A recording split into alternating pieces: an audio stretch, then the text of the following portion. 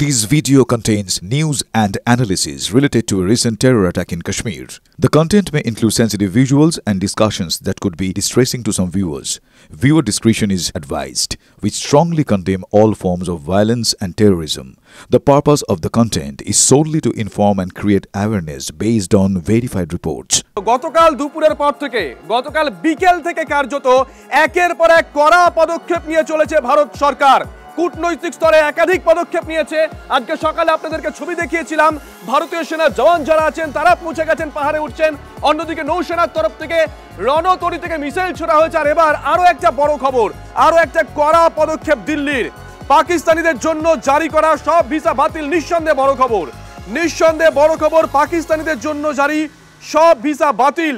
27 April থেকে বাতিল হয়ে যাবে পাকিস্তানিদের সব ভিসা। মেডিকেল ভিসার মেয়াদ অবশ্য 29 এপ্রিল পর্যন্ত। এই মুহূর্তের বড় খবর নিঃসন্দেহে। শায়ন্ত আমাদের সঙ্গে রয়েছেন, আমাদের সহকর্মী। শায়ন্ত, কতটা কড়া জবাব এটা ইসলামাবাদকে? দেখো, স্বাভাবিকভাবে এটা যথেষ্ট কড়া জবাব। গতকাল আমরা একটা ডিপ্লোম্যাটিক স্ট্রাইক দেখেছিলাম, আজও কিন্তু তা অব্যাহত। আজকেও কিন্তু আরও একটি ডিপ্লোম্যাটিক স্ট্রাইক দেখলো পাকিস্তান। 27 এপ্রিলের মধ্যে যত পাকিস্তানি ভিসা বন্ধ হয়ে যাবে নির্দেশ দিল বিদেশ মন্ত্রক। একই সঙ্গে 29 এপ্রিল পর্যন্ত সময় দেওয়া হলো যে মেডিকেল ভিসা নিয়ে যারা পাকিস্তান থেকে ভারতে এসেছে তাদের জন্য। একই সঙ্গে ভারতীয় বিদেশ মন্ত্রকের তরফে জানিয়ে দেওয়া হলো পাকিস্তানে আর যাওয়া যাবে না এখন, অর্থাৎ পাকিস্তানে যাওয়া সম্পূর্ণ বন্ধ। একের পর এক স্ট্রাইক ভারতীয় বিদেশ মন্ত্রকের তরফে। দেখো, প্রধানমন্ত্রী এবং প্রতিরক্ষামন্ত্রী গতকাল থেকে বলে আসছে যে স্ট্রাইক দেখবে, তবে স্ট্রাইক এইভাবে হবে সেটা কিন্তু পাকিস্তানও আজ করতে পারেনি। তাদের ক্ষেত্রেও কিন্তু যথেষ্ট সমস্যার মুখে পড়েছে বলেই কিন্তু পাকিস্তান সরকার ইতিমধ্যে নিজেরাও ইসলামাবাদে বৈঠকে বসেছে।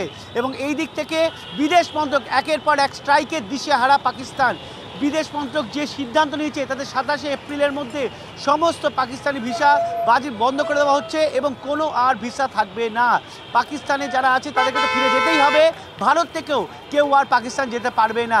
অর্থাৎ সব দিক থেকে রাস্তা বন্ধ করে দেওয়া হলো পাকিস্তানে যাওয়ার ব্যাপারে। শুভজিৎ, ধন্যবাদ শান্ত। এই মুহূর্তে নিঃসন্দেহে বড় খবরের দিকে নজর রাখছি আমরা। বিজেপির তরফ থেকে রিয়াকশন শোনাই। মাননীয় প্রধানমন্ত্রী যেভাবে সার্জিক্যাল স্ট্রাইক হয়েছিল আমরা সেরকম চাই। কূটনৈতিক যে বিষয়গুলো যে বন্ধ হয়েছে, সিন্দুর পানি, এই জল টল এইসব যে আছে সেগুলো তো আছে, সেগুলোতে পাকিস্তানের নাগরিকরা অনেক অসুবিধায় পড়বে। কিন্তু যেভাবে অন্যায়ভাবে কোনো কারণ ছাড়া এসে মেরে দিয়ে গেল, পাল্টা বদলা হওয়া দরকার। এবং বাড়িতে ঢুকে শুধু আতঙ্কবাদী নয়, পাকিস্তান আর্মড ফোর্সেস যারা এটা করিয়েছে, 140 কোটি ভারতবাসী বলছে পাকিস্তানের chief of army staff Asim মুনিরের মাথা চাই, মাথা। আমি বলছি না, ভারতবাসী বলছে। কংগ্রেস কি বলছে শুনুন।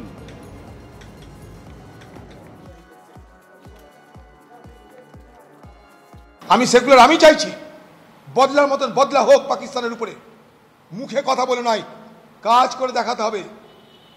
ওই কটা পাকিস্তানি নাগরিককে ভিসা বন্ধ করে দিলাম আর বর্ডার বন্ধ করে দিলাম, ওসব টোটকাই আমরা বিশ্বাস করি না।